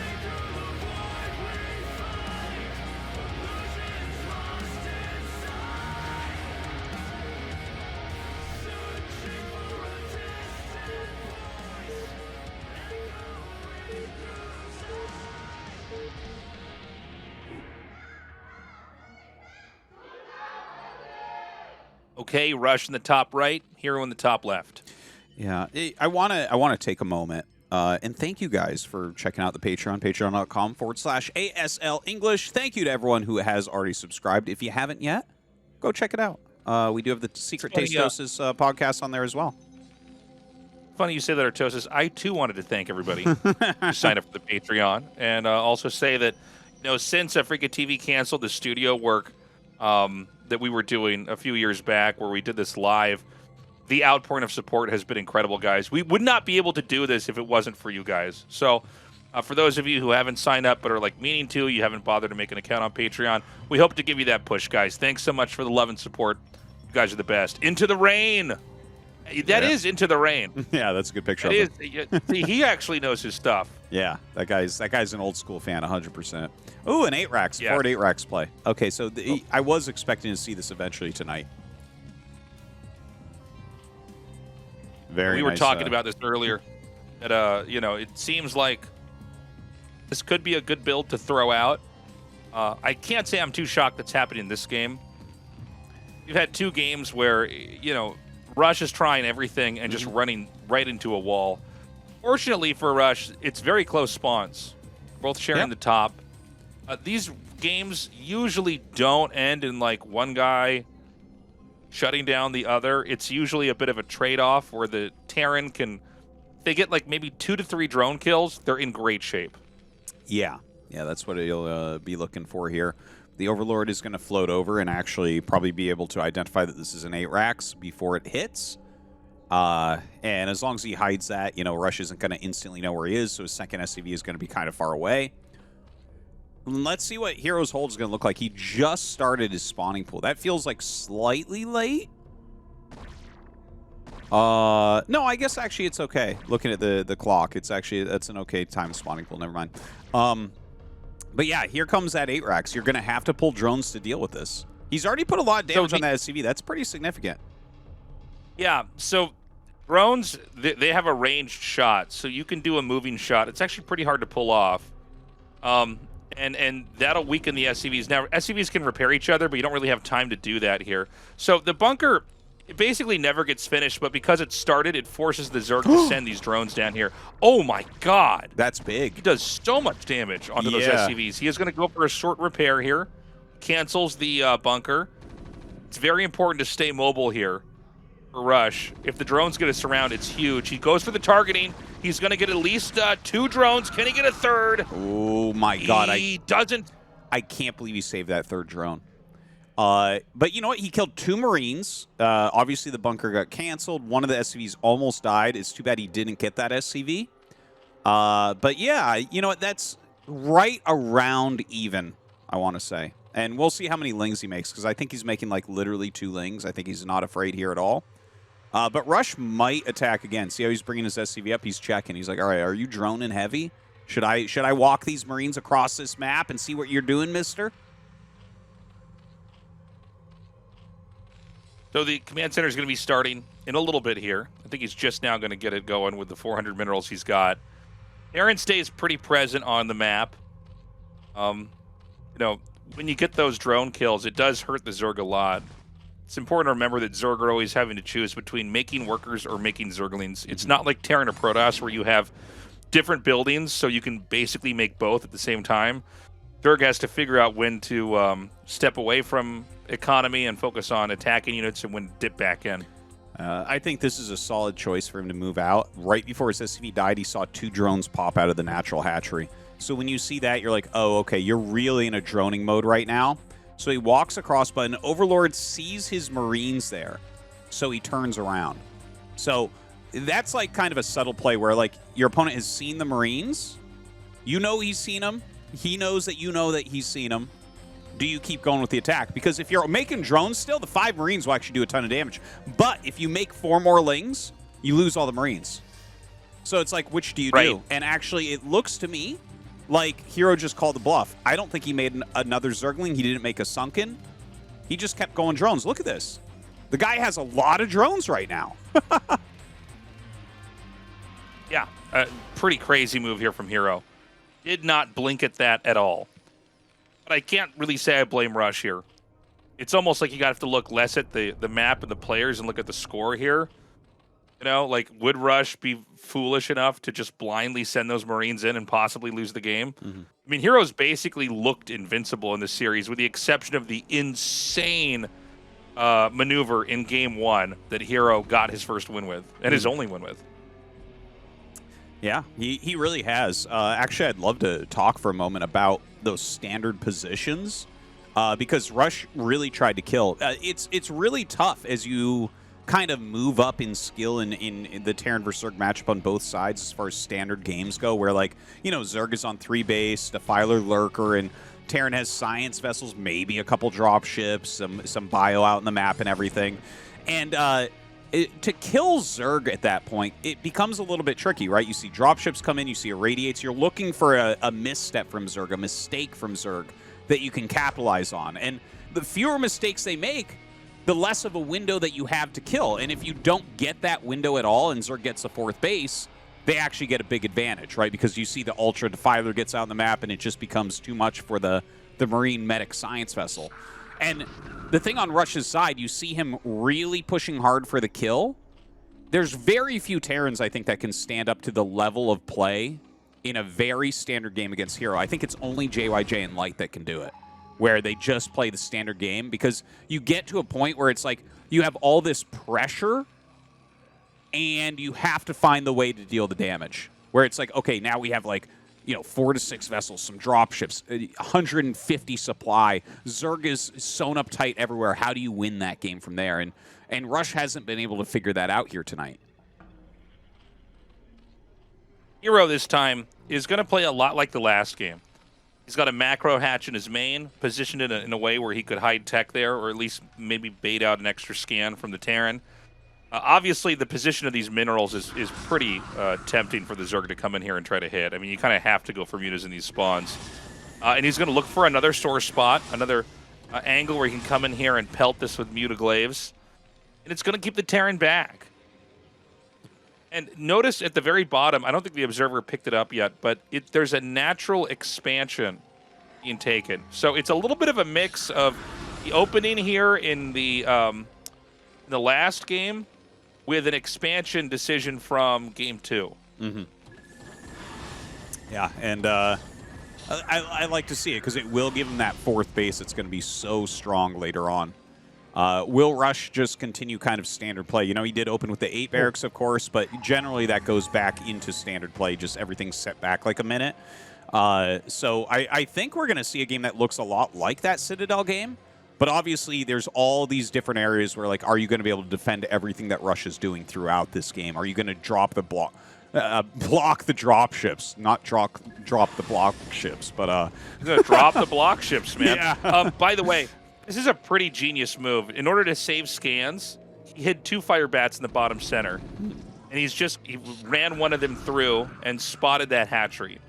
So now Rush knows exactly what kind of game he's in here. Yeah, seeing that really lets him know that, like, oh, okay, the late game is going to be tough because that 4th base will come down easily. So how do we maintain this pressure? He has been on 4 racks the whole time. His factory was a little bit later than it normally is to try to get more bio out here. But that's completely okay because of the type of opening that we had slowed everything, like I mentioned. So let's see if he's able to actually move across. Like, he's trying to apply this pressure, but already you know, herO is moving Hydras down to get some lurkers into position.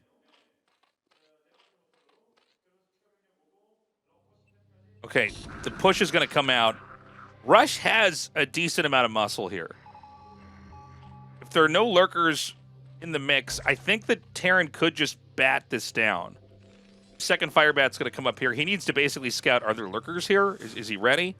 Remember that Terran has a bunch of scans banked too. So even with lurkers, it's not like you're going to be in a situation where you, if you can find them and get a good angle, you couldn't just run right in there. Now, it's more than clear to the Zerg that the Terran is headed southbound here. A lot of Marines with this group. He's stacking. It's only 2 lurkers. Very breakable. Sim. Very breakable here. The mutas are not here. Oh, he doesn't know. He has no way to tell how many lurkers there are. Does he want to try to do it again? Off the back of the last game where he overextended and it cost him. That was tight. Yeah, maybe he's missing that killer instinct right now. That was really close. That was a very close call whether you go or not there.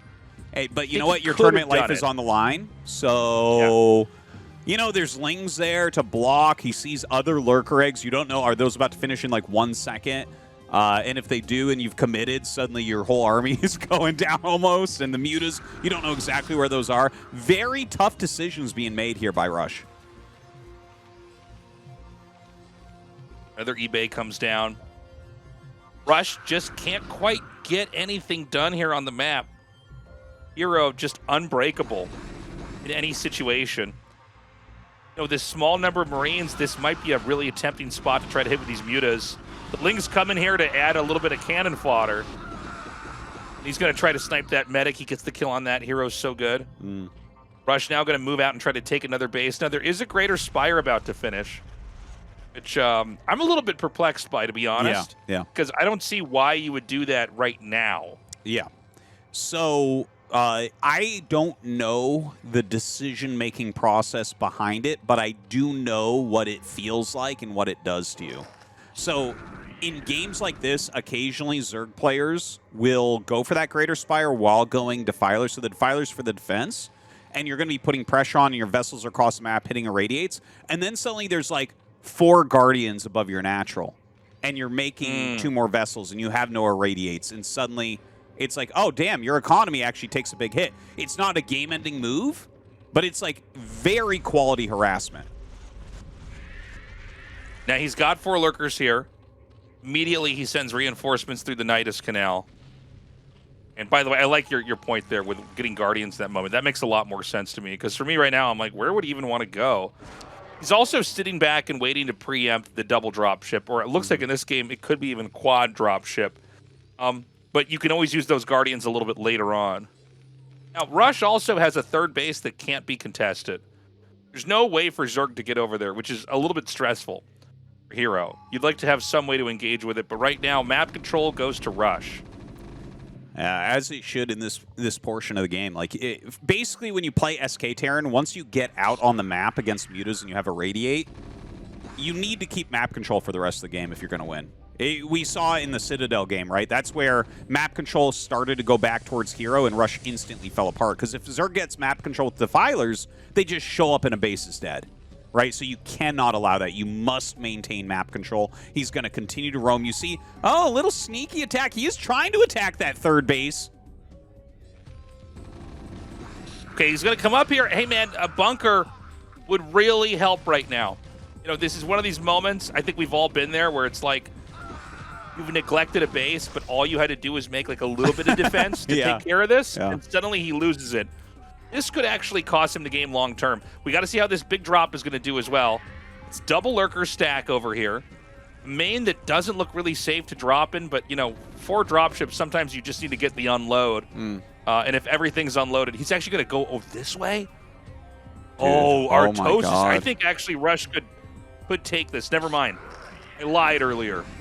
This is so smart. This is super risky, but he's basically selling this as if he's going to drop up here into the proper main, and instead he's going down here. And there's just nothing protecting this. There's just a couple Scourge and an unburrowed lurker.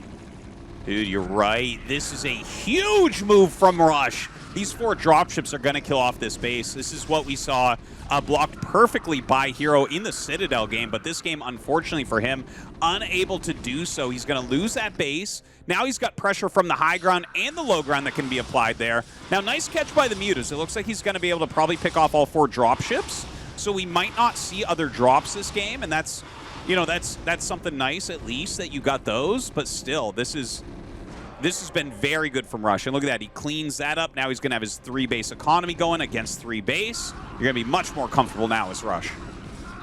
Yeah, the Mutas and the Lings are going to come in here. I can't quite tell because the minimap covers it. I don't know if there's a lot of Marines or not. I guess not, because herO wouldn't be attacking in there if he was. But yeah, losing that 4th hatchery. 3-base economy to 4-base economy for Zergs. I mean, the 4-base is so much better than the 3. That extra gas really gives you power to force fights, to make the Terran be on their back foot. A scan comes down. This base is exposed, ArTosis. Yeah, there is not much defense there right now. That is very, very breakable without Dark Swarm. Starts to move in a little bit, brings in another vessel. The Mutas coming up the side of the map. He might actually utilize them as Guardians to attack the 3rd base now. I think that might be the current idea about what he's doing there. Some Ultras coming out, a Defiler coming out as well. So herO's still working hard to hold on to this base, and he has to. If he loses his 3rd, the game's done. Yeah, it's all going to come down to controlling this spot. But oh my God, the naked 3rd again. These are cracklings, by the way. They do a ton of damage. If herO can get a few more units over here, he could wipe this spot. Remember that the natural is going to go away here. By the way, where are those Mutas? Did they all get picked off? I was wondering if he was going to make Guardians to try to hit that. I don't know what happened there. Natural base.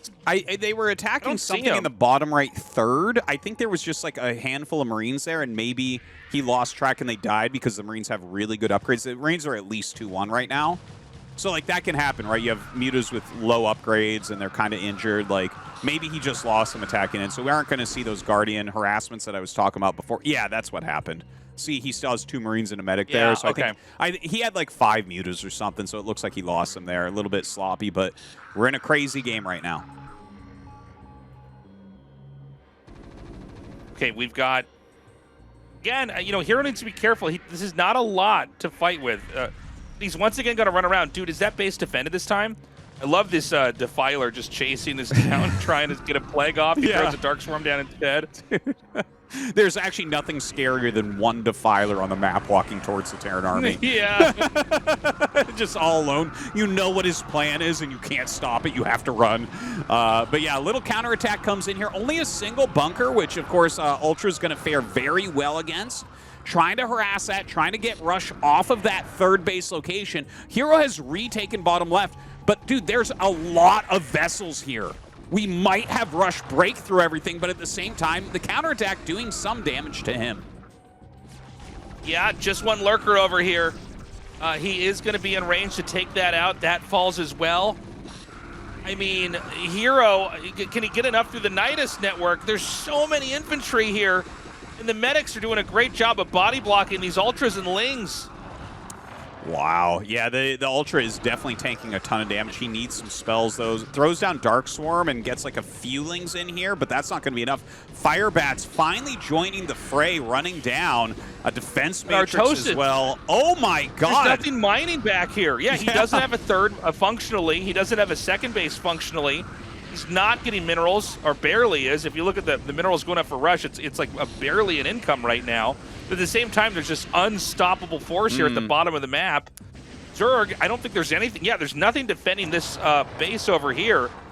It is not clear where this game goes right now. Yeah, this bottom left is going to die, which means they're both barely mining. But I think in this situation, the Science Vessels are too strong. Like, the Science Vessels are just like point and click to kill gas units. Whereas with herO, he's so low on gas now, you know? Your main geyser is definitely depleted. Your natural's going to go soon. He's trying another attack, but I think Rush has done it. I think he's done enough here to win. I think you're right. I think there's just not enough Dark Swarms here. The fact that the Vessels are just kind of an infinite resource of damage as long as you don't lose them. The Plagues come down here. Dude, now, yeah. How many? Oh, that's so many Vessels, man. Yeah, it is. I don't think herO has enough Scourge. There's a lot of Ultras, isn't there? Oh my god. Hold up. Yeah, there's actually quite a bit. Infantry are going to come back up here. Zerg is taking another third base. Irradiates are going to be sprinkled down onto these Ultras. Well, hold on. He's got... It's very low supply on both sides. Rush is literally not mining, but he's irradiated every Ultra. Now, one irradiate doesn't kill an Ultra, but he's got all these fire bats as well, so he can clean up the Lings still. Dude, I don't know how many SCVs actually exist. I think he has like 6 SCVs. It's like a handful of SCVs. There's 2 SCVs mining over here, so there is an income. If he can snipe and isolate the weakened Ultras. By the way, the Zerg still has minerals in the main and the natural. We should point this out here, too.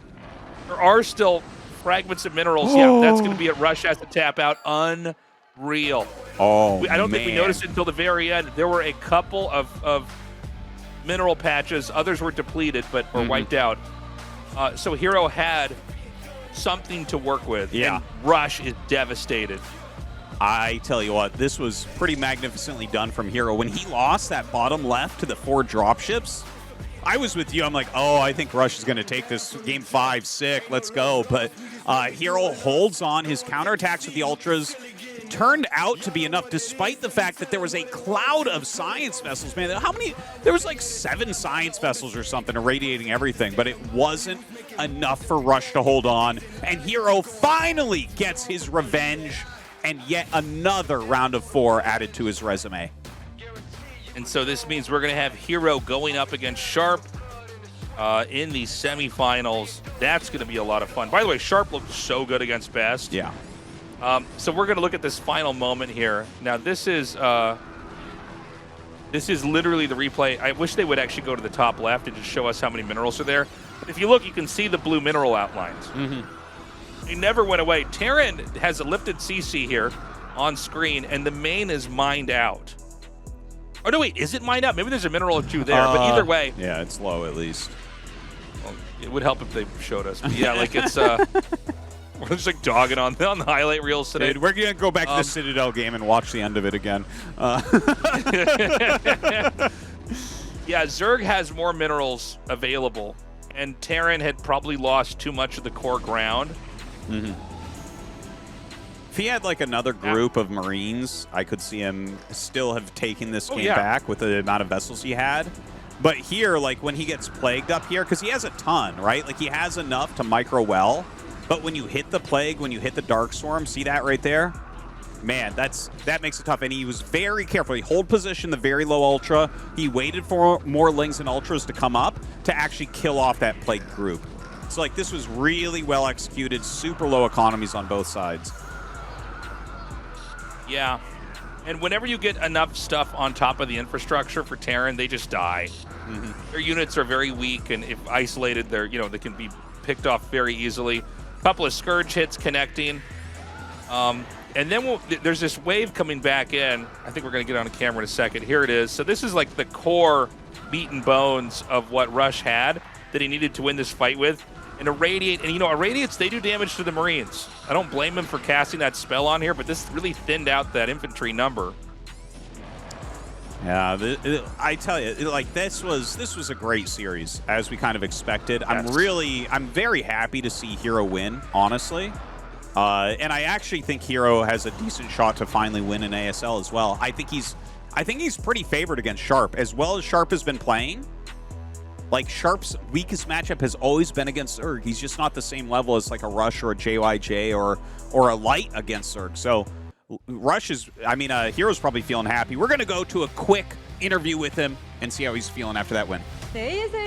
We have just wrapped up our second game of the ASL Season 17 quarterfinals between herO and Rush. Let's talk to the second semi-finalist of the season, herO. Congratulations.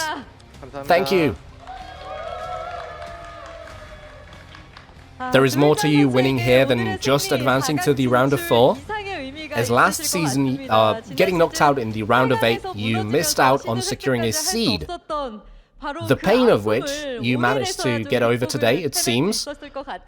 Once again, going up against Rush and achieving victory in defeating him to get your revenge. How do you feel, herO? For starters, it feels great to win. Is this really how difficult getting to the round of 4 is? This is a good result for how much I prepared. I am in good spirits.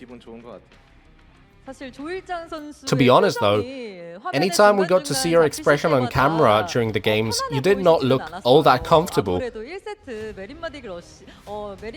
I got the feeling the Marine Medic Rush in Game 1 was a somewhat painful experience for you. Honestly, after losing that first game, I was off my rocker. But with Game 2 getting off to a decent start, I thought maybe it's doable. So winning that second game seems to have been the key to my success today. In the second game, you bought plenty of time with Mutalisks. You planned your late game well and macro to Hive Tech. You achieved victory after a struggle, after a tussle. I got the feeling your hands were working properly that game. Not at all. I couldn't move my hands well in that game number 2, which was frustrating. The game wasn't going as well and I made many mistakes. I was very upset with myself.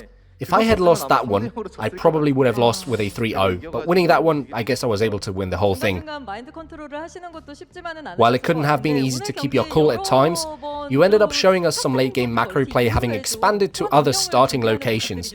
I am wondering if this is a concept you had come prepared with.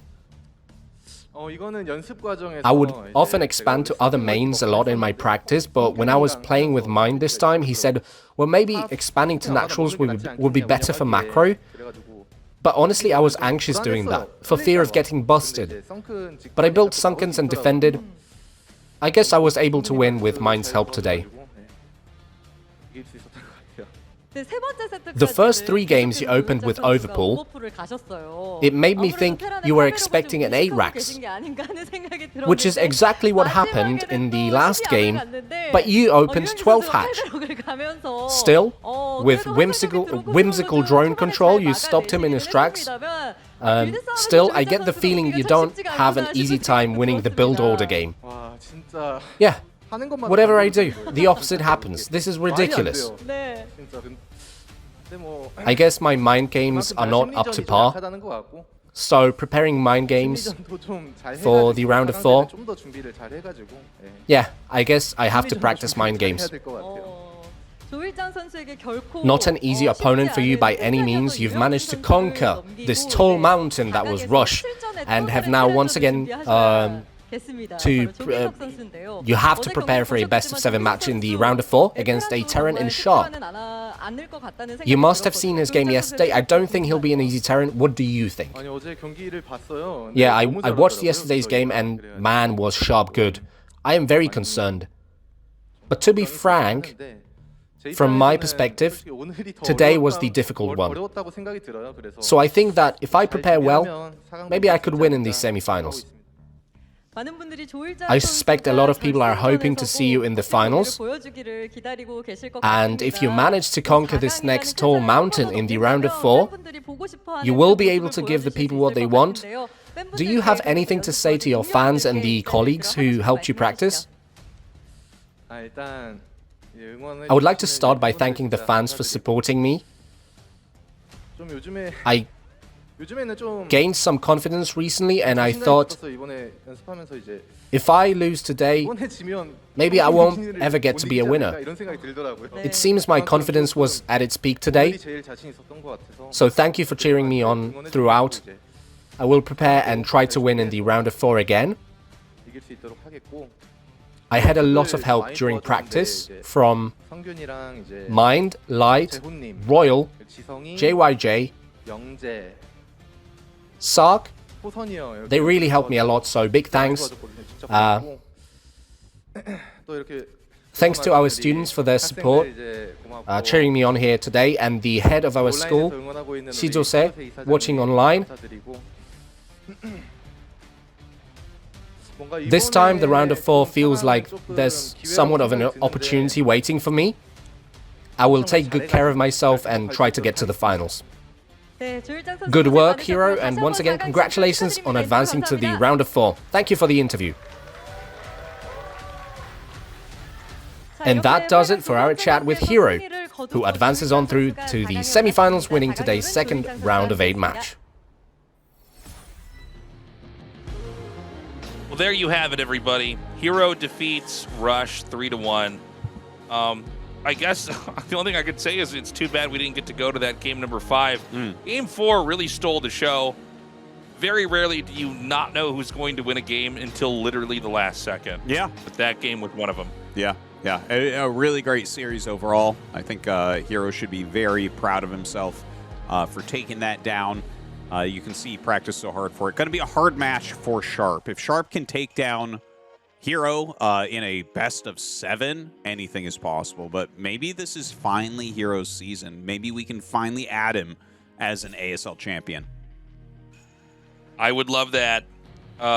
So we've got Sharp versus herO. That's going to be on the 14th. But first, next week, we're going to have Snow versus Bisu and Sulky versus Mini.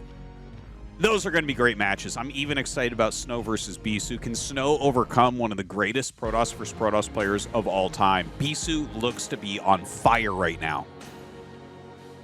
Yeah, Bisu can kind of beat anybody PvP. Snow, though, we've really thought for the last couple ASLs he might win the whole thing, so that's going to be fun. Sulky versus Mini. How sick is this, Artosis? Yeah. Well, I mean, you don't really get better than Sulky versus Mini. This is like literally a finals match. So, yeah, crazy to see them facing off in this round. Anything can happen there. Anything at all. And, dude, this is one of the most unpredictable ASLs ever. Like, all the matches are super hard to predict. We thought Best was going to win. I thought Rush was going to win.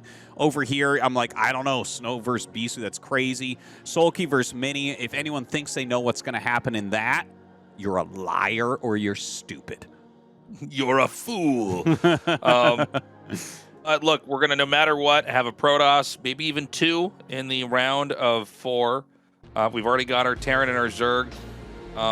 And, Sulky coming off of an ASL victory just recently. Maybe he takes another one, Artosis. Maybe we start to have somebody combo some ASL wins like only Flash or Queen could. Yeah, that would be great. I really wouldn't mind for Sulky to win again. I mean, he's been that level forever. Even when Flash was active, he was the one Zerg kind of keeping up with Flash and challenging him other than herO. And to see them both still sticking around here in championship contention each season is great. Yeah, next week is going to be fantastic, guys. I hope that you have enjoyed this week half as much as we have, because it has been wonderful. It's been a blast, man. I love when we get to the round of 8 for ASL. I love seeing these long, drawn-out matches. Again, Snow vs. Bisu, I'm especially excited about that. I want to do another deep dive into PvP and see how these two very different minds approach the matchup. And when it comes to Mini, in a PvZ, I love seeing what he does versus Zergs. This guy likes to go for, like, mass DT in the early mid-game more than any other Protoss. He's got some very sneaky stuff. He's kind of our crazy corner-cutting, abusive Protoss player, and obviously he's going to be here for revenge going up against Sulky. As you can see, a lot of fans there to congratulate herO at the studio. Artosis, any closing thoughts? No, that's about it for me, Tastosis. Thanks again for everyone who supported on the Patreon, and I guess we'll just see you guys for Snow versus Bisou.